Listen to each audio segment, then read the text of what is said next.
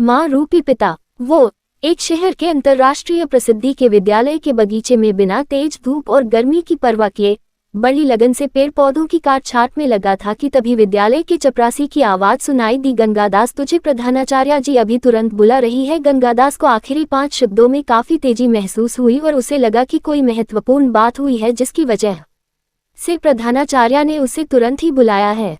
वो बहुत ही शीघ्रता से उठा, अपने हाथों को धोकर साफ किया और फिर द्रुत गति से चल पड़ा। उसे प्रधानाचार्य महोदय के कार्यालय की दूरी मीलों की दूरी लग रही थी जो खत्म होने का नाम ही नहीं ले रही थी। उसकी हृदय गति बढ़ गई थी। वो सोच रहा था कि उससे क्या गलत हो गया जो आज उसको प्रधानाचार्य महोदया ने उसे तुरंत ही उनके कार्यालय में आने को कहा।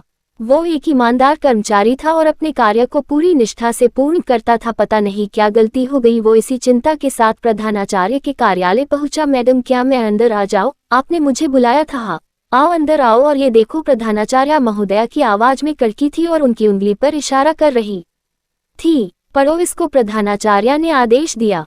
मैडम, मैं तो इंग्लिश पढ़ना नहीं जानता। मैडम, गंगादास ने घबरा कर उत्तर दिया। मैं आपसे क्षमा चाहता हूँ मैडम, यदि कोई गलती हो गई हो तो।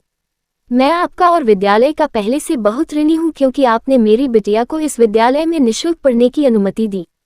मुझे कृपया एक और मौका दे। मेरी कोई गलती हुई है तो सुधारने का। मैं आपका सदैव ऋणी रहूंगा। गंगादास बिना रुके घबरा कर बोलता चला जा रहा था कि उसे प्रधानाचार्य ने टोका, तुम बिना वजह अनुमान लगा रहे हो।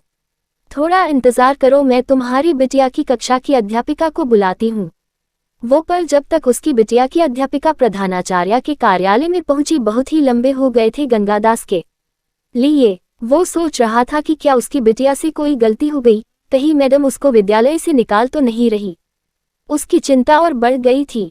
कक्षा अध्यापिका के पहुंचते ही प्रधानाचार्य महोदया ने कहा, हमने तुम्हारी बिटिया की प्रतिभा को देखकर और परखकर ही उसे अपने विद्यालय में पढ़ने की अनुमति दी थी। अब ये मैडम इस पेपर पर जो लिखा है उसे पढ़कर हिंदी में तुम्हें सुनाएगी। गौर से सुनो। कक्षा अध्यापिका ने पेपर को पढ़ना शुरू करने से पहले बताया, आज मातृ दिवस था और आज मैंने कक्षा में सभी बच्चों को अपनी अपनी माँ के बारे में एक लेख लिखने को कहा। तुम्हारी बिटिया ने जो लिखा उसे सुनो। उसके बाद कक्षा अध्यापिका ने पेपर पढ़ना शुरू किया। मैं एक गांव में रहती थी, एक ऐसा गांव जहां शिक्षा और चिकित्सा की सुविधाओं का आज भी अभाव है।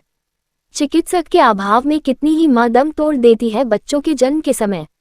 मेरी माँ भी उनमें से एक थी। उसने मुझे छुआ भी नहीं कि वो चल बसी। मेरे पिता ही वो पहले व्यक्ति थे मेरे परिवार के जिन्होंने मुझे गोद में लिया। पर सच कहूं तो मेरे परिवार के वो अकेले व्यक्ति थे जिन्होंने मुझे गोद में उठाया था। बाकी की नज़र में मैं अपनी माँ को खा गई थी। मेरे पिताजी ने मुझे माँ का प्यार दिया, पर मेरे दादा दादी चाहते थे कि मेरे पिताजी दोबारा विवाह करके एक पोते को इस दुनिया में लाए ताकि उनका वंश आगे चल सके। परंतु मेरे पिताजी ने उनकी एक न सुनी और दोबारा विवाह करने से मना कर दिया। इस वजह से मेरे दादा दादी जी ने उनको अपने से अलग कर दिया और पिताजी सब कुछ, जमीन, खेती बाड़ी, घर, सुविधा आदि छोड़कर मुझे साथ लेकर शहर चले आए और मेरे विद्यालय में माली का कार्य करने लगे। वो मुझे बहुत ही लाड प्यार से बड़ा करने लगे। मेरी जरूरतों पर माँ की तरह हर पल उनका ध्यान रहता है। आज मुझे समझ आता है कि वो क्यों हर उस चीज को जो मुझे पसंद थी ये कहकर खाने से मना कर देते थे कि वो उन्हें पसंद नहीं है, क्योंकि वो आखिरी टुकड़ा होती थी।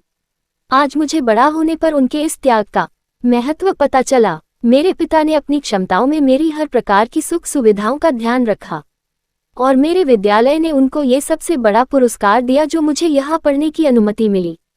वो दिन मेरे पिता की खुशी का कोई ठिकाना न था। यदि माँ प्यार और देखभाल करने का नाम है तो मेरी माँ मेरे पिताजी है। यदि दयाभाव माँ को परिभाषित करता है तो मेरे पिताजी उस परिभाषा के हिसाब से पूरी तरह मेरी माँ है।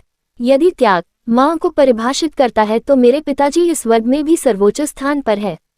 यदि संक्षेप में कहूँ कि प्यार, देखभाल, दयाभाव और त्याग माँ की पहचान है तो मेरे पिताजी उस पहचान पर खरे उतरते हैं और मेरे पिताजी संसार की सबसे अच्छी माँ है। आज मातृ दिवस पर मैं अपने पिताजी को शुभकामना दूंगी और कहूंगी कि आप संसार के सबसे अच्छे पालक हैं। बहुत गर्व से कहूंगी कि ये जो हमारे विद्यालय के परिश्रमी माली है मेरे पिता है। मैं जानती हूँ कि मैं आज की लेखन परीक्षा में असफल हो जाऊंगी क्योंकि मुझे माँ पर लेख लिखना था पर मैंने पिता पर लिखा। पर यह बहुत ही छोटी सी कीमत होगी जो उस सब की जो मेरे पिता ने मेरे लिए किया। धन्यवाद। आखिरी शब्द पढ़ते पढ़ते अध्यापिका का गला भर आया था और प्रधानाचार्य के कार्यालय में शांति छा गई थी। इस शांति में केवल गंगादास के सिसकने की आवाज सुनाई दे रही थी। बगीचे में धूप की गर्मी उसकी कमीज को गीला न कर सकी, पर उस पेपर पर बिटिया के लिखे शब्दों ने उस कमीज को पिता के आंसुओं से गीला कर दिया था। वो केवल हाथ जोड़कर वहां खड़ा था। उसने उस पेपर को अध्यापिका से लिया और अपने हृदय से लगाया और रो पड़ा। प्रधानाचार्य ने खड़े होकर उसे एक कुर्सी पर बैठाया और एक गिलास पानी दिया तथा कहा, पर इस बार उनकी आवाज काफी मिठास व सौम्य थी, गंगादास, तुम्हारी बिटिया को इस लेख के लिए पूरे 10 में 10 नंबर दिए गए हैं। ये लेख मेरे अब तक के पूरे विद्यालय जीवन का सबसे अच्छा मातृ दिवस का लेख है। हम कल मातृ दिवस अपने विद्यालय में बड़े जोर शोर से मना रहे हैं।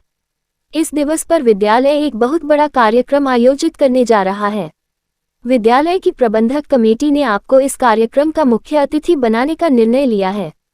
ये सम्मान होगा उस प्यार, देखभाल, दयाभाव और त्याग का जो एक आदमी अपने बच्चे के पालन के लिए कर सकता है। ये सिद्ध करता है कि आपको एक औरत होना आवश्यक नहीं है एक पालक बनने के लिए। साथ ही ये अनुष्ठा करना है उस विश्वास का जो विश्वास आपकी बेटी ने आप पर दिखाया। हमें गर्व है कि संसार का सबसे अच्छा पिता हमारे विद्यालय में पढ़ने वाली बच्ची का है, जैसा कि आपकी बिटिया ने अपने लेख में लिखा। गंगादास, हमें गर्व है कि आप एक माली है और सच्चे अर्थों में माली की तरह न केवल विद्यालय के बगीचे के फूलों की देखभाल की, बल्कि अपने इस घर के फूल को भी सदा खुशबू बनाकर रखा, जिसकी खुशबू से हमारा विद्यालय महक उठा।